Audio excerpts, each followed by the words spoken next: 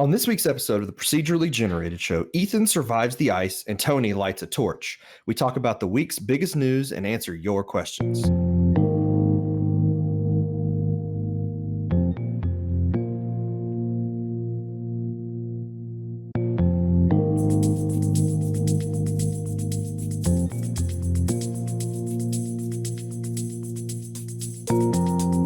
Howdy, everybody. Welcome to the Procedurally Generated Show. I'm your host, Tony, and joining me this week, I've got Ethan. Hey. What's going on? Nothing. So I like the little sort of balance we have there with the stuff that we've been doing this week, with the hot and the cold. I'm currently wrapped up in a blanket, even though it's 60 degrees outside, because I'm freezing. Well, it is about that time of the year anyway.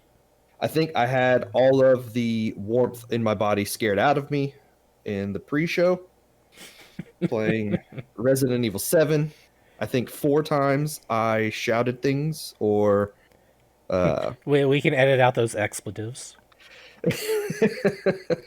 I didn't quite go that far. But there were plenty of others that everybody else was saying, so I didn't need to add any to the show. Yeah, I mean, Ethan, he was over there like he's a sailor, and I'm like, dude, come on. Cursing up a storm. He knows the show is PG, and he's still doing it. Like one of the few times I'm not referring to myself. I got my hand cut off. I got stabbed in the same hand. I got a chainsaw in the stomach. It was a bad day. Then you got beat down with a shovel. Yeah, it was not fun. So you have that to look forward to if you haven't seen it yet. Go check out this week's episode of PG Plays, where I play Resident Evil 7 and Ethan laughs at me. I did. So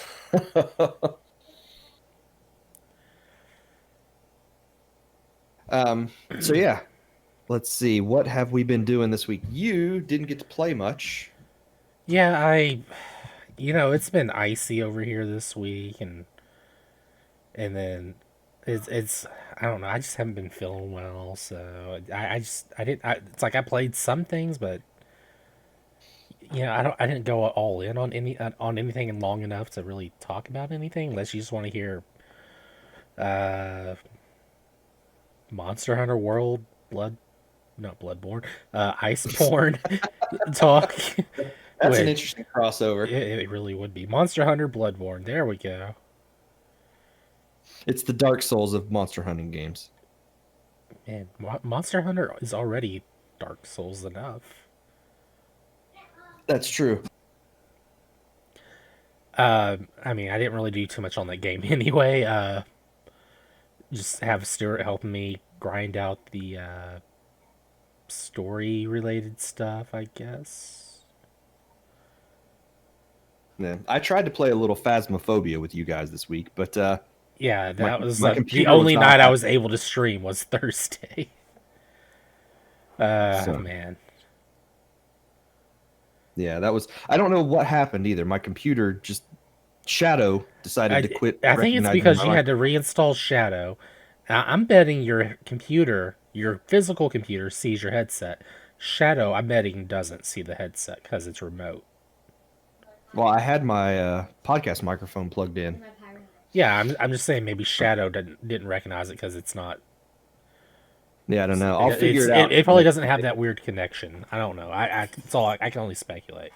Yeah, because if I went back to just a regular PC, it could recognize everything. We got on Discord to test it. You could hear me just fine, but for some reason, I'm thinking just the Shadow PC was just having difficulty seeing the mic. It's possible. So instead, that night I played a little bit of Paladins with Jake. There was a brand new update to both Paladins and Sea of Thieves this week. So 2 games that I play got big updates. Yeah, I was looking forward to the Sea of Thieves. If anything, because I didn't get to stream on Tuesday night like normal. Yeah. Yeah, I kind of wish you'd have gotten to play with us because we ended up with a ton of stuff. We started out wanting to do one of the new quests where you have to go after the different colored skeletons. We kept getting sidetracked because we found something that gave us a map that had 6 treasure chests on it. Oh Um, gosh. yeah, and every time we started to go somewhere, we would see skeletons off on an island or a shiny on an island, and we'd go over there, and a named captain would jump out at us. So we ended up with close to a dozen skulls, about 20 chests by the time it was all done. And then at one point, we had 13 explodey barrels in the crow's nest.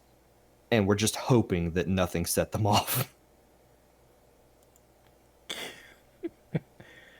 Oh man, that It was crazy. I wanted to go back through the stream and find and just take a screenshot so you could see it was just this blob of red with a bunch of fuses sticking out of the top. You couldn't tell where any barrel started and another one, you know, ended. right, So because there's like barely 2 feet of room up there to begin with.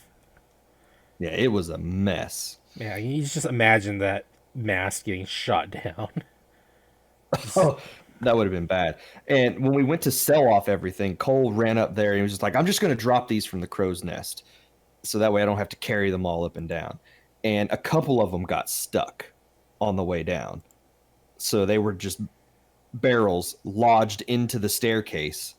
And I was like, okay, maybe if I turn the mast, the sails, it'll dislodge them and they'll fall. Nope, they were just stuck in there. You couldn't do anything.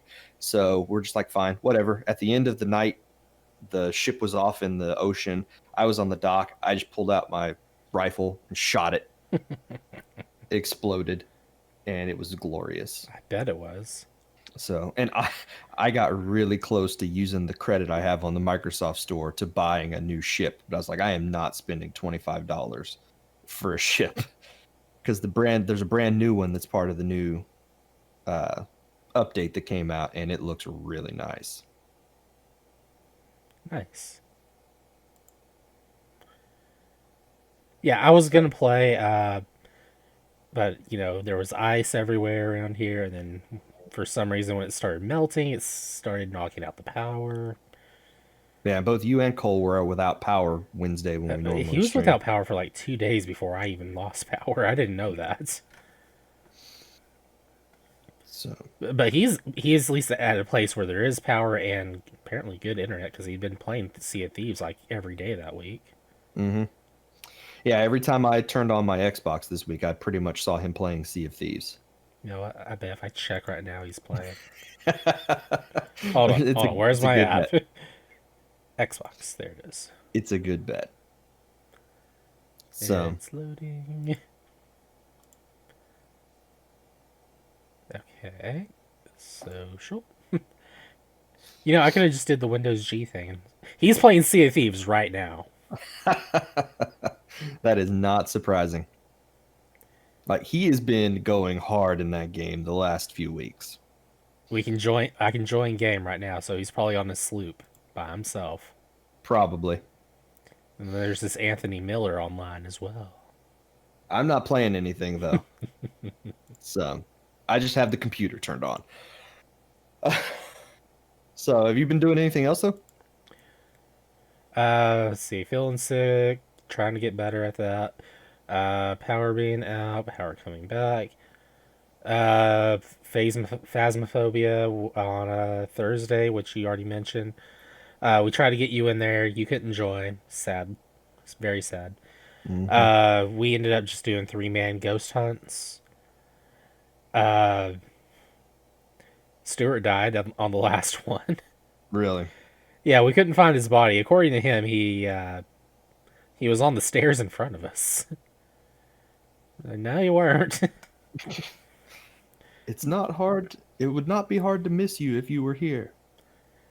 But we were doing I think it was a professional level ghost hunt on just a street house Yeah. for our very last thing on there, and it's like for some reason one of us thought it was the very first room on the left when you walk in, the big living room, and so all our efforts were focused on this one room, and we're getting nothing from it at all. Mm.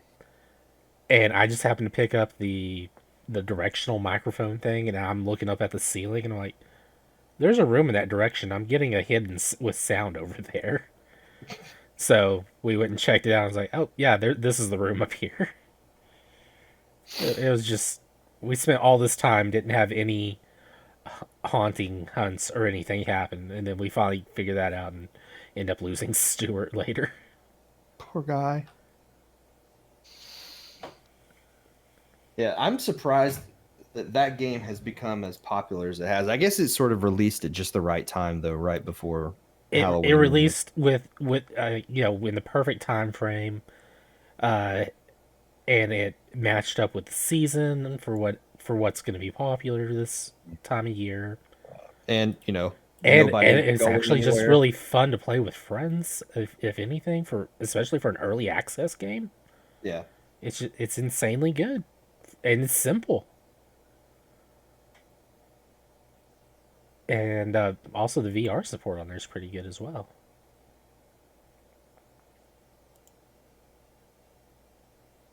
Yeah. So it's been one of those surprise hits that I think it came out of nowhere, surprised people with how much fun it is, even with all the sort of jank that it still has. Um, They added more paint cans to the lobby. really? Yes, it was part of the update to add more paint cans. What was I? Oh, Sea of Thieves. Part of their update, they got pumpkins everywhere. Like there's everywhere you turn on an island, there are pumpkins everywhere. Gosh, can you eat them? You can't do anything Dang with it! them, unfortunately. I tried smashing them. That didn't It's like work. what they should have done was replace the skeleton skulls with pumpkin heads. That would have been fun. Yeah, Like just for the few days before Halloween, that would have been real fun. Or have, one or two spawn somewhere and you can go get them and those particular skulls will give you a bigger reward. Something like that. maybe. That would have been nice. So, all right. Well, let's see. What have Oh gosh, I I'm gonna have such a been hard time figuring out. You know what? I'm just gonna throw Phasmophobia footage just from Twitch yeah, stream in here. just throw Phasmophobia or Sea of Thieves in there, something like Oh, I that. didn't play Sea of Thieves. You did, That's true. so I have to throw that out here. Oh no, Yeah. wait, you played I played Torchlight. Yeah, you played Torchlight. There we go. I played Torchlight this week. So yeah, Torchlight 3 is out. And uh this is one of my favorite series. Like this is my Diablo. Because while I like Diablo, I haven't played all of them. I like the look and the feel of Torchlight a little more than I do Diablo. It's a little sort of more lighthearted and fun. Doesn't take itself quite as seriously as a game like Diablo does. See, I'm like the polar opposite. I want that dark grittiness for a Diablo game. Yeah. I don't want the world, not world, Warcraft 3 engine being used for a Diablo game. Hmm. I just, it just, Yeah, and it, that's what it this really, really bugs me. yeah, this definitely uses that Warcraft 3 sort of, World It's of just that, Warcraft visual style. just that, Um, not really cartoony, but it is cartoony. Everything's a little thicker, Yeah, rounder. Um, it's not really cell shaded, it's not really cartoony, but it's along those lines. it's Um, it's cartooningly detailed. Def, something. Yeah. yeah. Of like the three main games that I've played that are of this style, with like Minecraft Dungeons, Torchlight, and Diablo, this is a deeper, more in-depth, hard, I don't even like that word, the more hardcore style game. I was trying to think of something else, and that was the only thing that was coming to mind. But it's not as deep or in depth as something like Diablo. It's sort of right in the middle of those with, fun versus dark and gritty and all of that. Okay. Okay. Um, So, like I said, this is the third game in the series. It takes place in a brand new area. I don't remember what the name of it is right off the top of my head, but it's like any of the others. There's this main hub city, and then all of your quests branch off from there. Uh, there are four main character classes in this. There's an archer type, a mage type. There is an engineer. I think they call it an engineer or something like that. A rail master maybe is what it is. But he's that engineer type where he uses a lot of turrets, not really turrets, but things of that nature. Okay. A lot of steam driven things. At one point, you have one of his abilities is the ability to summon a train that just follows him around. You can actually use that train to run over enemies in the area. He also has a giant hammer that he uses. And as he walks around, train tracks are basically dropping Train behind him. trucks. Yeah, train tracks. I don't even know. Train tracks are dropping behind him, and a train is following him around. And then there's the fourth character type that I'm playing right now, which is basically this like steam bot. So it's a robot that has like a big boiler in his chest and with a cannon, and that's his secondary ability is shooting this cannon. And then he has a sword or some melee weapon in his hand. I'm using a sword and a shield right now, but you can have two-handed stuff. Okay. It's basically like Wally, only bigger. Oh gosh, what are the big wallies called? I don't know. Oh, great! Now I gotta look that up. So, or like Johnny Five from Short Circuit, that kind of looking character. You just picture that in your head. That's basically what he is. Some of the equipment that he can carry, he can have is different types of legs, basically. So you can have tracks that you hear him rolling around. They're called Wall A. Or you can have like these spider-looking legs, and all of the legs do different things, different like movement abilities, armor abilities, and then you can just basically pile on all kinds of armor around him. Just you can put steel plates or metal bits everywhere around him as his armor. So he looks a little rough, a little slapdash, just patchwork metal things everywhere on him, and that's the character that I'm using. Nice. And then, like with the previous game, you also have a pet that follows you around. The pet will help you in combat, so it will fight mobs as you're exploring. Or you can also What kind of pet talk. do you have? Huh? What kind of pet? Right now, I have a dog. Okay. There are a number of different types of pets in this. I know I've collected 3 or 4 different ones. I have a couple of different alpacas. There's an owl that I've gotten. And as you're exploring in the different dungeons, you'll come across like these. It looks like a pet carrier, and it's shaking around. And if you open up the thing, you'll earn a new pet, and you can add it to your basically inventory of pets that you could have following you around. And each pet has, of course, different abilities. So some of them are better at fighting. Some of them will sort of seek out treasure for you, things of that nature. And then as you're playing, you can also toss items onto them. So if your inventory starts to fill up and I'm never going to use this stuff again, you just toss it on your pet, and then you can send your pet back to town, and they'll sell all the stuff and then bring the gold back to you. All the gold? All the gold. Like every bit of gold that's ever been made, the pet will just bring it back to you. Yes. And it is a single player game, or it has multiplayer, so you can play online with other people. I think you can have a party of up to 4 people, if I remember correctly.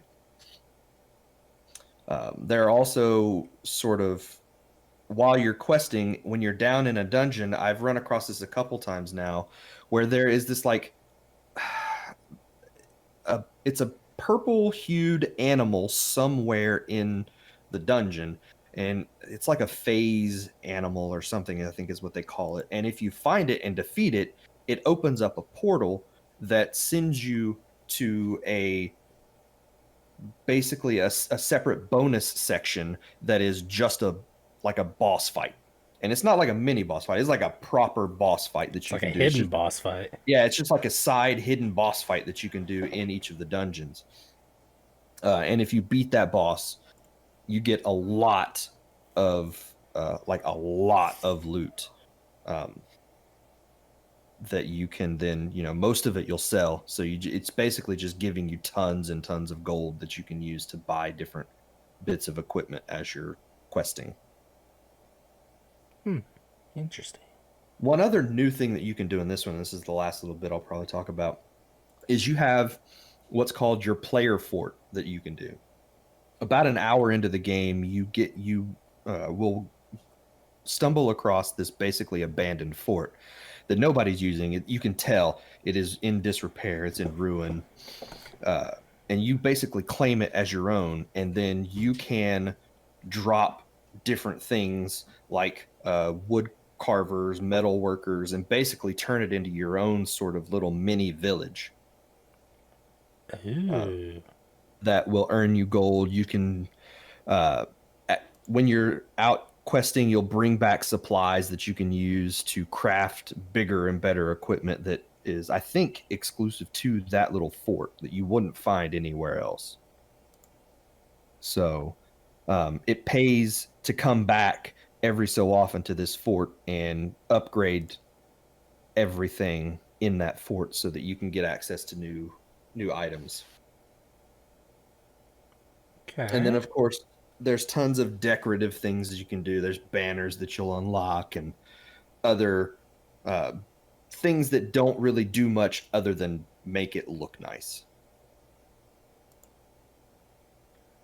How So, nice. pretty nice. Like Nice. if you're playing, if you're doing some house flipper, you would earn a lot of money for this fort. Okay. House flipper, fort style. Okay. Okay. You got my attention. So this is going to be the new expansion to House Flipper. It's called Fort Flipper. Fix up a fort and start around and sell it. Yep. So I've probably put 4 or 5 hours into that at this point, and gone through half a dozen different dungeons in the game. I'll be honest, I've skipped a lot of the story, so I don't know everything that's happening in the story. But it's a looter. It's a looting dungeon crawler. So Dungeon you're looter, in yeah. it for you know, the sort of feedback loop of finding all the cool stuff. So definitely going to be playing a little bit more of that over the next Trying to get couple those set drops and exotic drops. of. Yep. So that is what I have been playing this week. Let's take a quick break right now. We will come back and we'll talk about the news.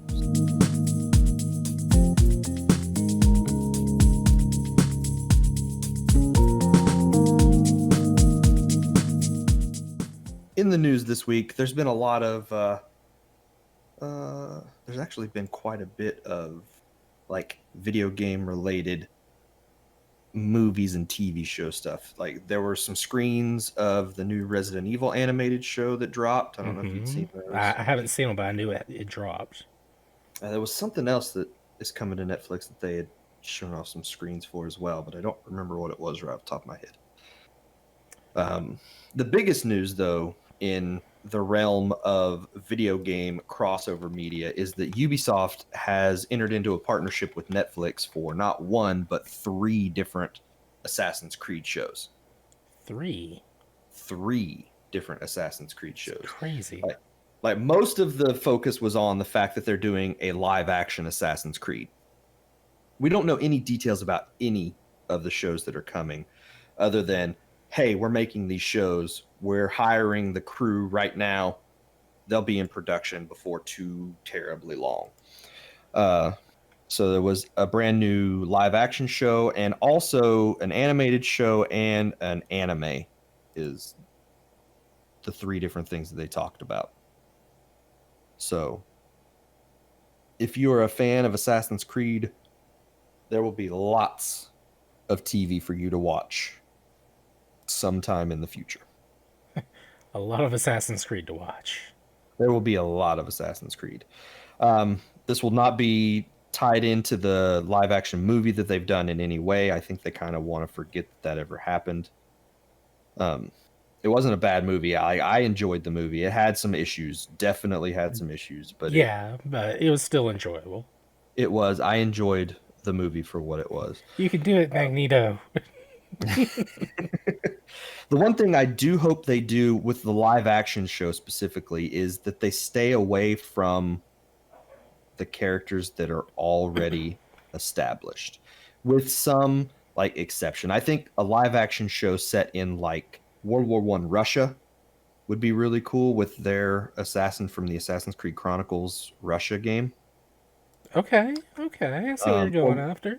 one of those smaller stories, like one of the Assassin's Creed Chronicles games would make, I think, a good setting for the TV show.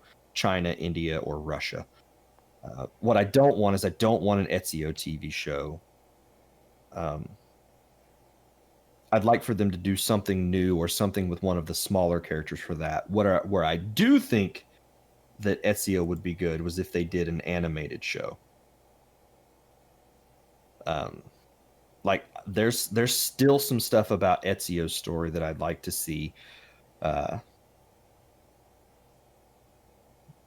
I don't know for sure what they would want to do. Yeah, there's a good little gap between where his stories or his life as an assassin and his life as a teacher occur. Yeah, the period between Brotherhood and Revelations would be a good setting for an Ezio story. I'll agree to that. And that would then tie into, if they wanted to continue that past Ezio, with the end of Revelations, you get into the story with what is her name, the Chinese assassin, and you could I could easily see them making that their first priority for the character, just because of reasons. yeah. Well, not saying that's a bad thing, but it's the well, what's the word I'm looking for? The safe bet that they would take. Is what I was alluding to, I guess. Like if they want to do something with the already established lore, that is the time period that I think that they would focus on. That's just my personal opinion. That's not. They bring Desmond back. I if they want to do that with like the live action stuff, please, by all means, bring some more of that. I mean, what if they did? I mean, we know, spoiler, he's dead at the end of a certain game, but they could bring him back. Weirder stuff has happened in that whole plot line. That's absolutely true. Or heck, they could even find his brother? Question mark. So, I hadn't even thought about that potential. There's definitely some story there that could be told, and could tie back to the video games and maybe make some of those later video games make a little bit more sense in terms of the overall story, because they just sort of dropped that. I mean, I know there have still been little bits and pieces here and there with the modern stuff, but they just sort of cut it off right after Assassin's Creed 3. And what they need to do is make the Assassin's Creed thing, and then at the end of all that, it goes right into Watch Dogs. Interesting. And I'm talking about the series, not the video games. Yeah, you're talking about. I want a Watch Dogs series. Watch Dogs has the potential for a really good TV show. Well, I mean, it had a movie called Hackers. Came out in like I don't know, 80s, 90s. That had Lara Croft in it, so you can just tie Assassin's Creed, Watch Dogs, and Tomb Raider all together. Boom. And every video game is tied together somehow. Everything connects back to Smash. Like, another thing that I really don't want to see with the Assassin's Creed stuff is don't go back to like Odyssey, Origins, that time period. We've got tons of those period pieces out. We don't need more of that. Give us cavemen, and they only speak in like Gregorian chants. Well, I think we have a pretty firmly established beginning to the Assassin's Creed timeline. So, yeah, but mine sounds more fun. I don't know that we could go back like make the Geico cavemen the assassins. Uh, It would just constantly complain about it being inaccurate. that would be pretty funny. Um, so yeah, a lot of interesting TV show stuff. Like with the Resident Evil stuff, I'm really interested in the animated stuff because I think their animated movies have all been fantastic. Yeah, they've done some good. Uh, well, Netflix has had some amazing animation stuff done already.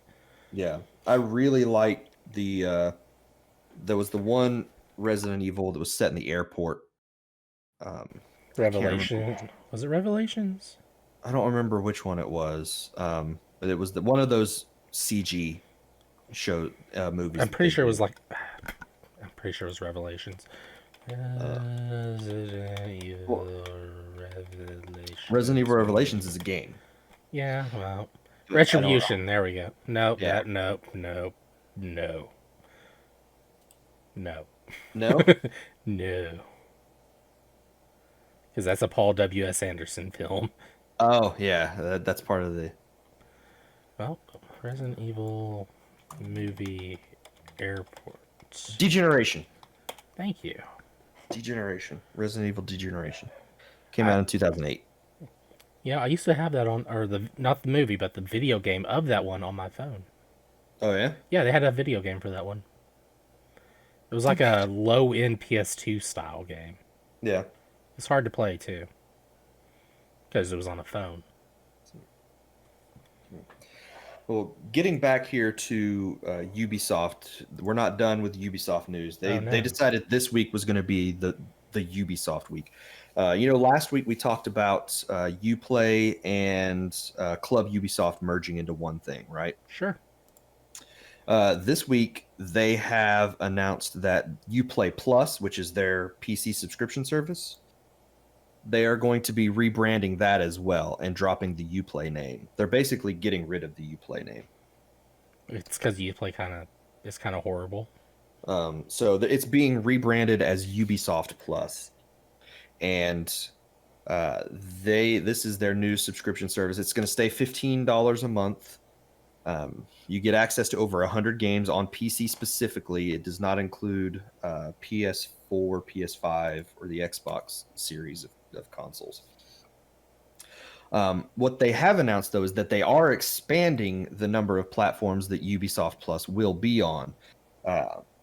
Because this week they announced that beginning on November 10th, you would also your Uplay or your Ubisoft Plus subscription would also include Luna.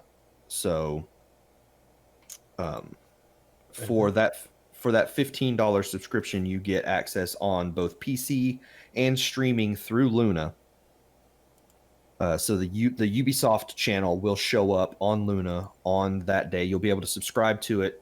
It'll be $15 there. You can subscribe to it through Ubisoft or through Amazon, and it gives you access to them both wherever you're playing them on. And then also before the end of the year, they have announced that it will also expand to include Stadia. Yeah, okay, you lost me at Stadia. So, Nah, I and mean it's nice that they're including Stadia. I'm not that mean. hey, If I can get a laugh at Stadia's expense, though. I've been playing Stadia stuff, man. Ha. One thing they did say though is that when it comes to Stadia, you will not have to be a Stadia Pro subscriber. So it will be some of the first games that you can play without having to subscribe to Stadia on Stadia. So aside from the games that you've purchased, you obviously, if you purchase a game on Stadia, you can play it without being a Stadia Pro subscriber. But that $14.99 subscription will include those three platforms beginning on not beginning on November 10th for all of them. Stadia will be sometime 2 or 3 weeks after the launch on Luna. So, and they have said though that the library on Stadia and Luna will not include all 100 games. Right now, the only thing they've confirmed is that Assassin's Creed Valhalla, Watch Dogs Legion, and Immortal Phoenix Rising will be among those available. We don't know if the full 100 will be available on that by the end of the year or around that November 10th timeframe. But you will be able to get all of the games coming out in October, November, and December on Luna and Stadia with that subscription. So I will be subscribing to Ubisoft Plus in November. Well, I mean, you really like the Assassin's Creed and Ubisoft stuff, so that works out really great for you. Yeah. And Immortals Phoenix Rising is like one of my top anticipated games for the rest of the year now. I put out a tweet this week where I was like, the end of the year is normally the time when I start to catch up on some of the stuff that I've been missing because not as much is coming out, around the end of November, into December. They like to have those out before that period of time, so it gives me a chance to catch up. But this year, there are 3 games coming out within 3 weeks of each other in November that I want to play, with Assassin's Creed, Immortals Phoenix Rising, and Hyrule Warriors. So the end of my year is going to be busy in terms of the games that I want to play. And then if you add on top of that the fact that I do want to at some point play Watch Dogs Legion and Cyberpunk, which is also coming out in December, those 2 games will probably be pushed to the beginning of next year, though. So my backlog is going to get bigger this year instead of giving me a chance to kind of catch up on the backlog a little bit. But if you are a Ubisoft fan and you're interested in streaming, now's your chance to really find out, because Ubisoft is going all out on both Stadia and Luna. They are throwing all of their support behind both of those, as well as GeForce Now. So Okay. Ubisoft is a fan of the game streaming. So It's kind of nice seeing Ubisoft, go in with other people instead of just going in by themselves. yeah, it's interesting that EA is getting ready to toss their subscription into Game Pass. Ubisoft is expanding their subscription to include other platforms, not just. I'm betting it's like kind of like or some related to something with GeForce. GeForce Now, how with that one you could access your. I think you could access your Ubisoft games on there, couldn't you? Mm-hmm. Yeah, Ubisoft was one of the first ones when everybody started pulling their games from GeForce temporarily. Ubisoft was like, "Here, have them all. Just take them. You can have if it's a Maybe Ubisoft game, maybe you that's can why play it on G." they're more akin to having their services similar to the EA, whatever the heck it's Mm-hmm. called, instead of just in having it as part of other services. Then Yeah, I think some of these publishers are starting to realize that the more ways we give players to play our stuff, the more chance we have that they're going to want to subscribe to these things, And then that gets their game out to more people that aren't buying them. Maybe it reduces the threat of piracy a little bit if people, can subscribe to these things. And for there's $180 worth of games coming out in the next month that I want to play, and I'll be able to play them for $15 legally. For $15, I can play them all. I'm glad you threw that out there, as opposed to your illegalness. I don't generally do a lot of the illegal gaming. I do have some ROMs. I'm not gonna lie. I do have some ROMs that I don't own, but we're not gonna talk about that. It's a legal disclaimer now. So, what else? Mario 3D All Stars is getting an update. Really? Yes, it's a small one, but it's. Is it called Galaxy 2? It is not. Unfortunately, Galaxy 2 is not coming to 3D All Stars. What is happening, though, is they are updating the ability to invert the camera controls, which is something that streamers and speedrunners have been complaining about since the day the game came out, because it completely threw off any muscle memory that they had with speedrunning the games.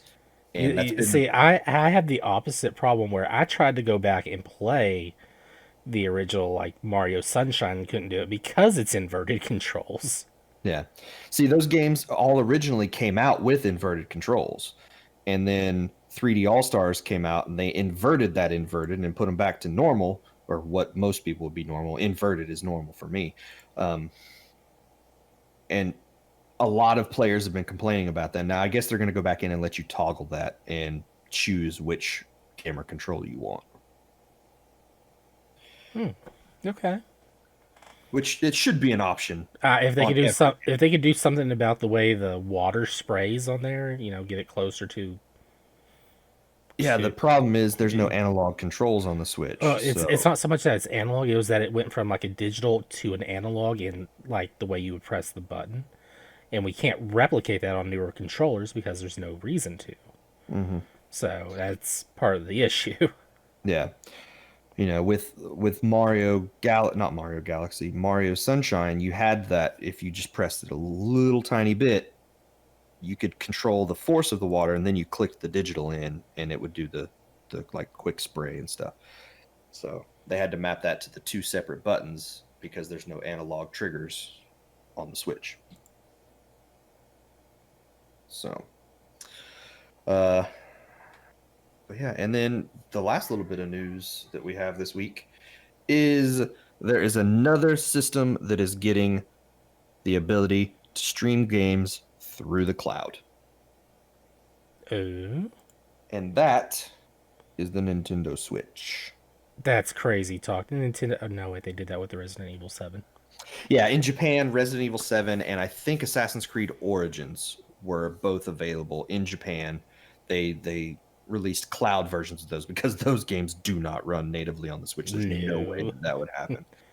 Those didn't come to the United States. There was no way to do it. I thought there was a way to, like, you could try out the demo, but the lag was just too much. No, you had to go to the Japanese store, and you could download the Japanese versions of those games. Well, the thing to stream it. Yeah, the launcher to stream them. But the because you're playing on Japanese servers, the lag was just awful. Yeah. It was they were unplayable in the United States, so they were never actually released over here. But this week, during a surprise Nintendo Direct, they announced that 2 games will be coming to the Switch in North America that you will be able to stream via the cloud.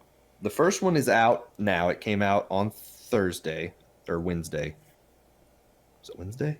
I think it was Wednesday. I think maybe it was Wednesday. And that was Control.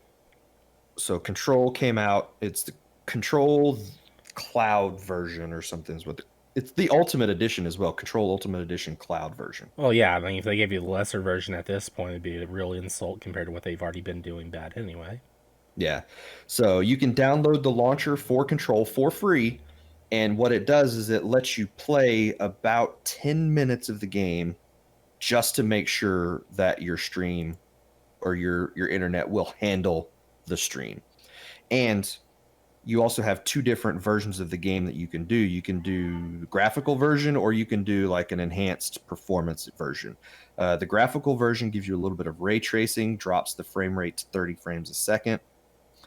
And then performance mode ups the frame rate, drops the graphics a little bit so that it's running at 60 frames a second, and the stream data is not quite as intense as the enhanced version of it. You can pick which version you want at the start, and you get to play for the first 10 minutes. If your internet can handle it, it will then at that point let you purchase what they're calling an access pass to let you actually play the game. It's $40. So you can play through the full game through the cloud. If your internet won't handle it, it won't let you buy it. So That's good that they have a check system in there to say, "Hey, you're not good enough to own this game." Yeah, it's a really nice way to do it, so that way nobody's buying the game and then not able to play it. And because there's no like refund system Yeah, on it's the mostly Switch. because Nintendo's pretty bad about refunds to begin with. Yeah, so it's $40 for the Ultimate Edition of Control. It's played through cloud streaming. I tried it out. I tried both the enhanced and the performance mode. Enhanced was playable, but it had some hitches. Like I could tell there were some times where the stream just was not quite able to keep up. And I have really good internet. I have gigabit internet. Um, I switched it over to performance mode and it worked perfectly. So Cool. The other game that they announced during that Nintendo Direct is coming is Hitman 3. Okay. Okay. So that is not out yet. They haven't announced the date that I have seen. We just know that Hitman will be coming to the Switch via the cloud. I think this could be possibly a way for them to test first of all the reaction to cloud streaming on the Switch, and then whether or not there are enough people that are interested in some form of this is like a I think this is a test of the waters for getting cloud gaming on the Switch in some form. Or at least expand it out more than what it has been in the past. Yeah. Especially outside the Japanese market. Yeah, I think in Japan it's been, I think it's been received pretty well. Here in the States, it's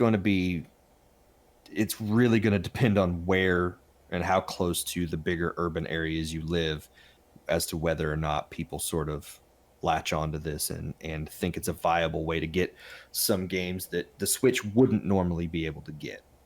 It does sort of negate one of the biggest positives or benefits of having a Switch, and that's the portability.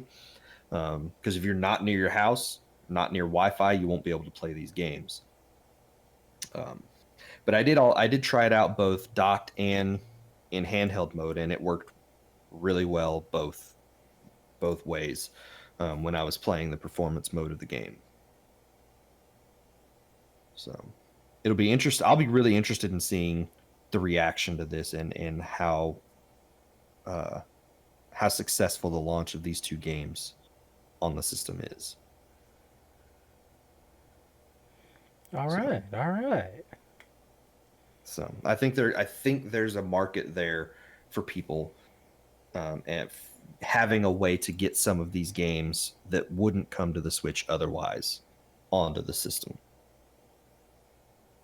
So we shall see over the next few weeks if we see more of these announcements. And just I'm gonna keep track of. I'm gonna be on Twitter looking at sort of the reaction to these games on social media, because I'm really, really curious how people react to it.